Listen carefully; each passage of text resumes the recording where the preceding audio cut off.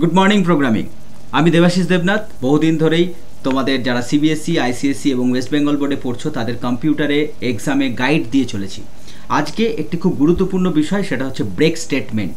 তো আজকে আমি একটা সিঙ্গেল লুপে দেখাবো, এরপরে আমরা নেস্টেড লুপে নিয়ে আসবো। সেই ব্রেক স্টেটমেন্টের কাজ হলো কোনো একটা লুপ ব্লক অর্থাৎ এই যে ইন্ডেন্ট দেওয়া রয়েছে এই ইন্ডেন্টের ভেতরে বা আমরা বলতে পারি কোনো একটি লুপের বডির ভেতর থেকে কোনো একটা পার্টিকুলার কন্ডিশনে সে এই ব্রেক স্টেটমেন্ট এক্সিকিউট হলে সেই ব্লক থেকে বা সেই বডি থেকে বার করে দেয়।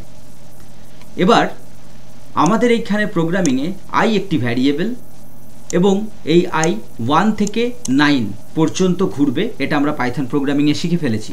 আই এর ভ্যালু কখনো যদি 5 হয় তবে এই ইফের ব্লকে ঢুকবে। এই ইফের ব্লকে আমাদের এই স্টেটমেন্টটা প্রিন্ট করবে এবং ব্রেক অর্থাৎ বাইরে বার করে দেবে।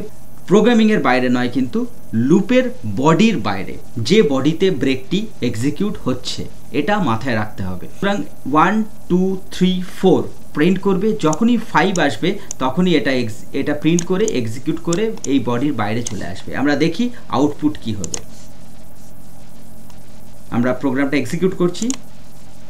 আমাদের প্রোগ্রাম এক্সিকিউট করার ফলে আমরা দেখতে পাচ্ছি যে আমাদের আউটপুট হচ্ছে 1 2 3 4 এবং ব্রেক এক্সিকিউটেড, অর্থাৎ 5-এ যেই এসেছে আয়ের ভ্যালু আমাদের এক্সিকিউট করে এটা বাইরে চলে এসছে।